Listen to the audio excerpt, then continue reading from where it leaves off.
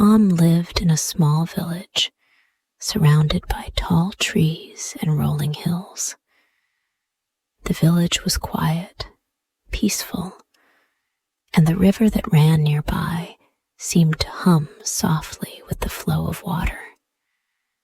Tom's home was a small farm where he lived with his father, Mr. Green, and his stepmother, Margaret. Tom's father was an old man. He had once been strong, but now his body had become tired and weak from years of working on the farm. Mr. Green spent most of his time resting in his chair by the fire, often staring out at the land he could no longer work.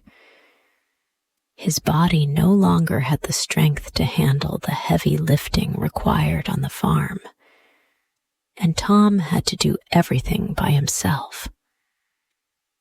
Tom's mother had died when he was very young. He didn't remember much about her, only that she had been kind and loving. After she passed away, his father married Margaret, a woman who was beautiful but not very kind. Margaret had always treated Tom poorly.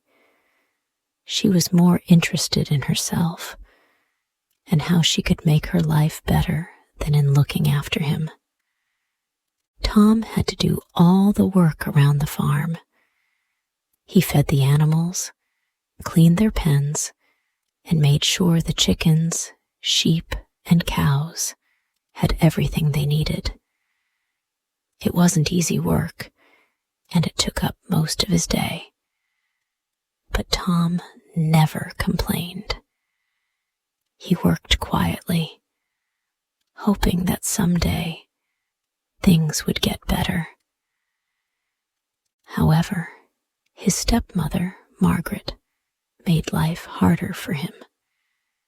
She gave him only small portions of food and didn't seem to care that he was growing weaker.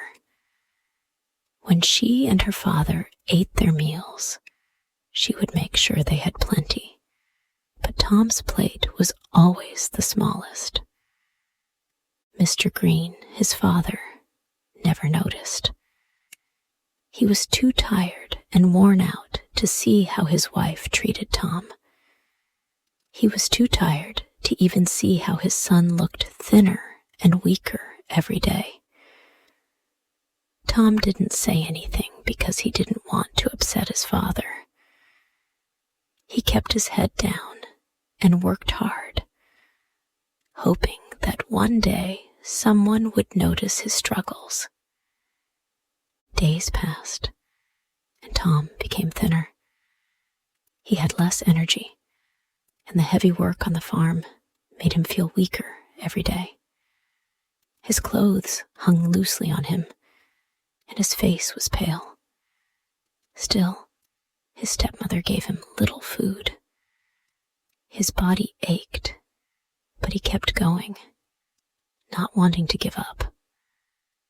One day, feeling especially weak, Tom took the animals into the woods to graze.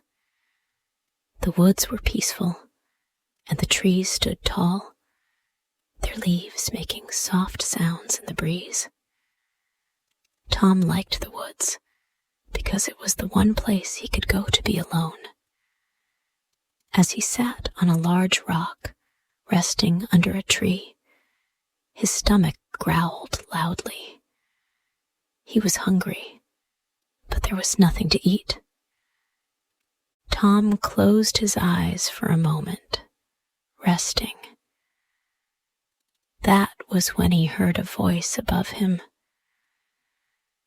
"Why do you look so tired, little one?" Tom opened his eyes and looked up. Sitting on a branch above him was an owl. It had big, bright eyes that seemed to see everything. Unlike any other owl Tom had seen before, this one didn't look like it was just a bird. It looked wise, as though it had lived many years and understood the world better than anyone else. "I'm just tired," Tom replied quietly. "I have to work all day, but I'm always hungry. My stepmother doesn't give me enough food. She only cares about herself." The owl watched him silently for a moment before speaking again. "That is a very sad thing," said the owl, "but I think I can help you. If you listen to me, you will never go hungry again." Tom blinked, surprised. "How can you help me?" The owl spoke calmly, her voice gentle but firm. "There is a river nearby. At the bottom of that river, you will find special stones. These stones are not ordinary. They have magic in them. If you bring them to me and sing a special song, I can help you." Tom was amazed. "Magic stones?" he asked. "How can I find them?" The owl nodded. "Go to the river. The stones will be there, shining under the water. Bring them to me, and I will teach you the song that will bring you food." Tom felt uncertain, but something about the owl's voice made him believe her. He stood up and nodded. "I'll do it. I'll find the stones." The owl smiled gently. "Remember, the magic will only work if you have a kind heart. Be patient, and everything will be fine." With that, Tom began his walk toward the river. The owl stayed perched on the tree, watching him carefully. Tom arrived at the river. The water was clear, and it sparkled in the sunlight. The river's gentle flow seemed to call him, and he knelt down at the edge to look for the stones the owl had mentioned. He wasn't sure what to expect, but he kept searching. After a few moments, Tom's hand brushed against something smooth in the water. He pulled it up and saw that it was a small, round stone. It was glowing faintly. Tom's heart skipped a beat. Could this be the magical stone the owl had spoken of? He continued to search, feeling the cool water flow over his fingers, and soon he found more of the glowing stones.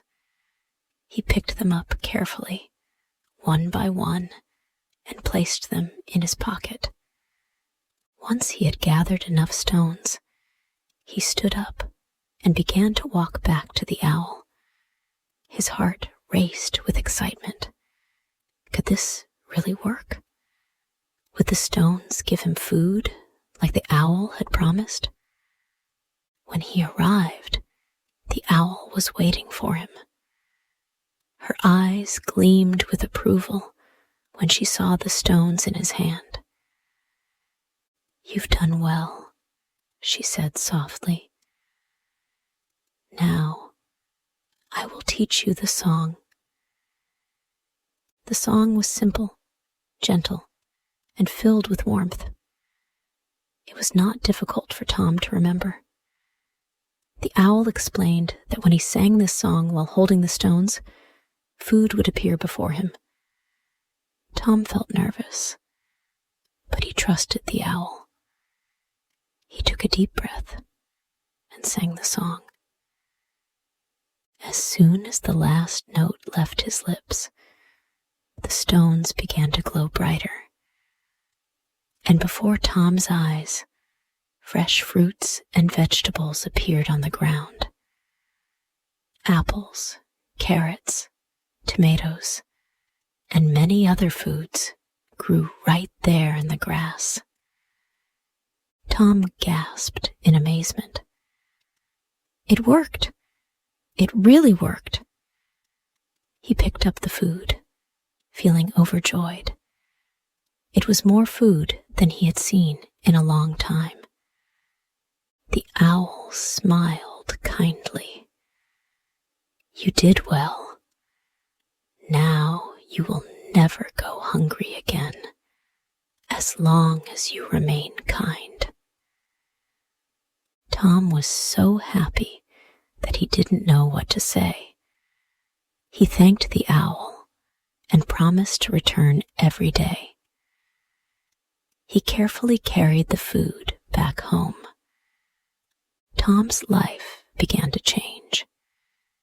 Each day, he visited the owl and returned with more food than he could carry. His father noticed that Tom was getting stronger and healthier, though he did not understand where all the food was coming from. He was too tired to ask many questions. Tom didn't mind. He was just happy to feel full again.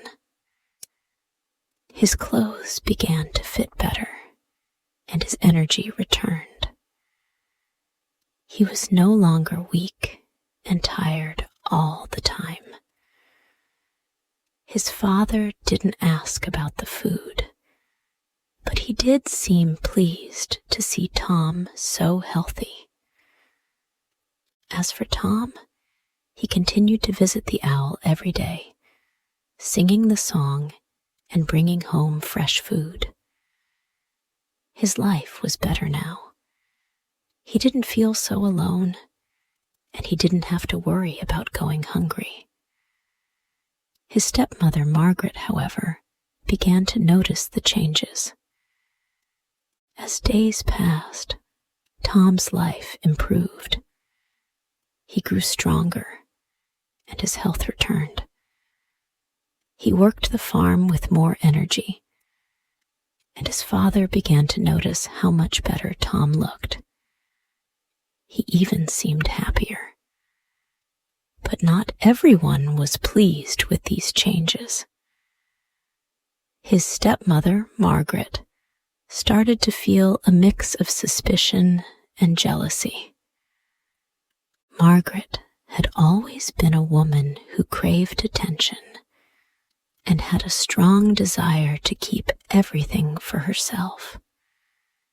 For a long time, she had been content with the way things were, taking more than her fair share of food and being spoiled by her husband. But now, Tom was looking better and seemed to have plenty of food. Margaret didn't like this. She began to wonder where Tom was getting all this extra food from. She watched him closely as he moved around the farm. At first, she didn't ask him any questions. She kept pretending to be kind, but inside, she was burning with curiosity. One afternoon, she decided to follow Tom and see where he was going when he left the farm. She had a feeling that he was hiding something. Margaret was clever, and she knew how to stay hidden when she wanted to. She followed Tom through the woods, staying far behind him so he wouldn't notice. After a while, Tom reached the same tree where he had met the owl. Margaret hid behind a thick bush and watched from a distance. When Tom spoke to the owl, Margaret was shocked. She had thought it was just some wild bird, but now she could see that the owl was special. It was wise and had a way of talking to Tom. Margaret saw the owl hand Tom some stones, and before her eyes, fresh food appeared in the grass. Her jealousy grew stronger. How could Tom have this magic? And why didn't she? Margaret wanted the magic for herself, so she could have all the food she wanted without having to work for it. The idea of having all the food to herself made her greedy and angry. She needed to find a way to get the owl's magic, no matter what. The next day, Margaret decided to take matters into her own hands. She watched Tom leave for the woods again, and this time she followed him quietly, making sure he didn't see her. When Tom arrived at the spot where the owl waited, Margaret stayed hidden, watching and waiting. She knew she had to act quickly. She couldn't let Tom or the owl see her. As soon as Tom and the owl finished talking, and Tom left to collect more food, Margaret approached the owl. She had no idea how the owl would react, but her desire for the magic was too strong. "Please, owl," Margaret said, with a fake sweet tone, "give me the food that you gave to Tom. I deserve it just as much as he does." The owl turned her bright, wise eyes toward Margaret. "You want the magic, but you do not have a kind heart," the owl said softly. "Only those with a pure heart can receive the food. You cannot trick me with sweet words." Margaret, not willing to give up so easily, tried again. "I promise I will be kind," she lied. "Please, give me what Tom has received." The owl looked at her with sadness in her eyes. Kindness is not just a promise. It is something you must truly feel, not something you say for selfish reasons. Margaret's heart boiled with anger. She didn't care about kindness. She wanted the magic for herself. She grew frustrated and walked away, leaving the owl in peace, though she wasn't ready to give up just yet. That night, Margaret came up with a new plan. She locked Tom in the house while he was asleep. Tom didn't know why she had done this, but she had kept him in the room while she went out alone. Margaret walked swiftly to the river and found the stones that Tom had used. She didn't care how hard it was to find them, or whether the magic would work for her. She needed to have what Tom had. Once she found the stones, she took them to the owl's tree. She didn't know what to do, but she was so determined to get the magic for herself that she tried singing the song that Tom had learned. She wasn't sure if she was singing it right, but she was desperate. The owl watched her from a distance. She could feel the anger and greed in Margaret's heart. As Margaret sang the song, nothing happened. The stones did not glow, and no food appeared. She grew more and more frustrated. She sang the song again, but still nothing happened. She shouted at the owl in frustration, demanding the food. "Why won't you give me the food?" Margaret screamed. "I deserve it more than Tom. I work hard, and I want what he has." The owl did not respond to her anger. "You cannot have the magic unless you change your ways. A person with a bad heart cannot receive something good.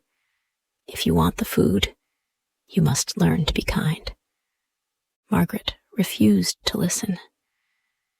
She tried to sing the song again, but still, nothing happened. Her heart burned with rage, and she stormed off into the night, vowing to find another way to get the owl's magic. Now from this point, the story will be continued in the next part.